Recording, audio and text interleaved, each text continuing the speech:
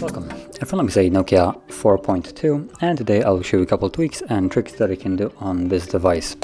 So we're going to begin with the one that I fairly use often. So it's the split screen option, and to actually get it started we need something open. So good app would be probably YouTube, so you can listen to it while you're doing other stuff. Now, disregarding the fact that I'm not connected to network, I'm just gonna completely disregard that.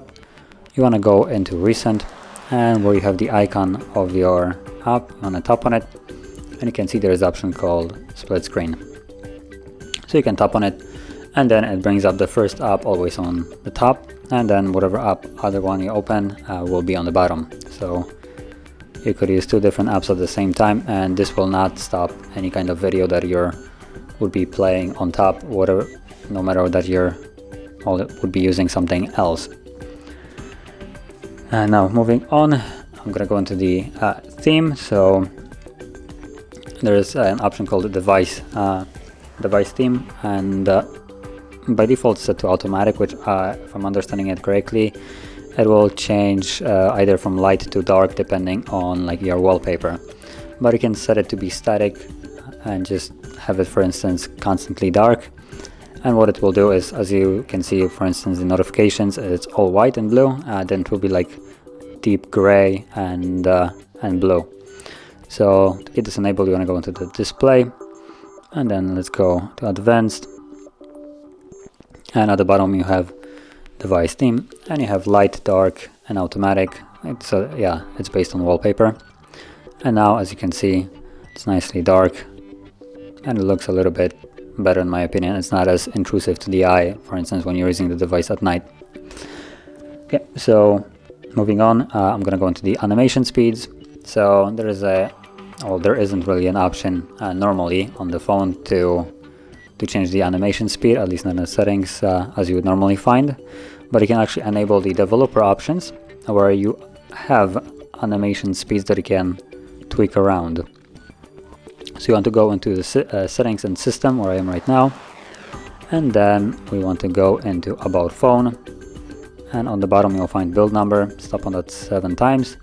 If you have some kind of pattern, it will actually confront you to confirm it, and then when you do it, it will unlock the developer options. And now, as you can see, there are the developer options have appeared on the system section, and when you go into it, you can scroll down. There we go. So you will find window animation scale, transition animation scale, and animation duration scale. Now each one of them corresponds to a different animation. You can mess around with it. The first window animation scale corresponds to this window itself here. So if I change it to ×10, you'll see a drastic difference in how slow it opens. But as you can see, default one is 1, and you can set it to, for instance, half speed. So it will be twice as fast, and probably should have started with this one.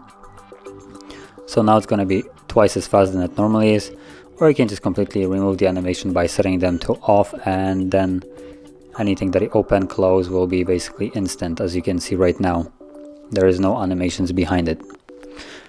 So it's a matter of preference. If you like to have animations, then probably half speed would be better than just none, but turning them off will significantly, I guess, reduce the time you spend waiting for the apps to open. Okay, so moving on to the next one, it will be the showing password option. Now by default this thing is for some ungodly reason enabled, and what it does is, normally when you type in, you can see the letter that you have typed. So I'm not the biggest fan of this, considering someone can see your entire password. So to turn that off, you can go into the settings again, and then security and location. Let's go down to advanced. And once you tap on it, you will see show password. Disable that. And now if we go back to passwords, you will no longer see any kind of letter show up right here. So just a nice change for security reasons.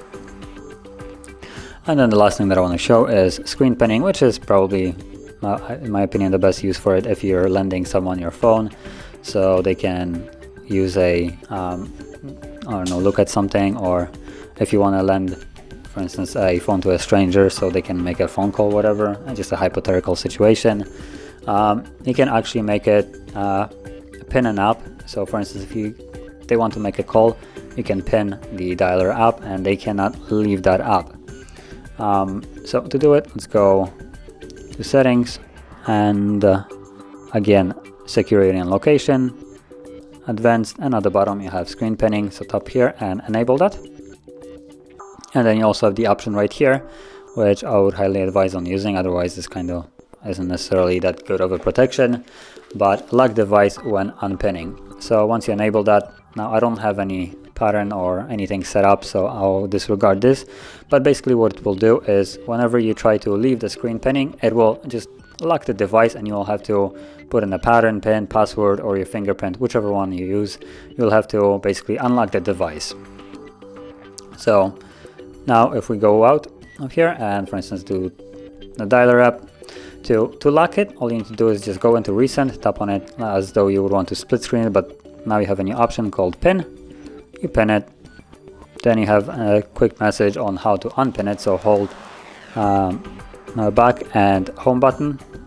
So basically the only two buttons that I can see right here. So as you will see now, I cannot leave this, I cannot go into recent, close this, go back, nothing, right? I have to actually unpin it by just holding the two buttons like so. There we go, screen unpin, and now I can close it. And with the option of locking the device, when unpins the app, it will just basically lock the device and you'll have to then put in a pattern or whatever it is to get back to it. So just a nice security. But this would finish up the tweaks and tricks that I want to share, and if you found any of them helpful, don't forget to hit like, subscribe, and thanks for watching.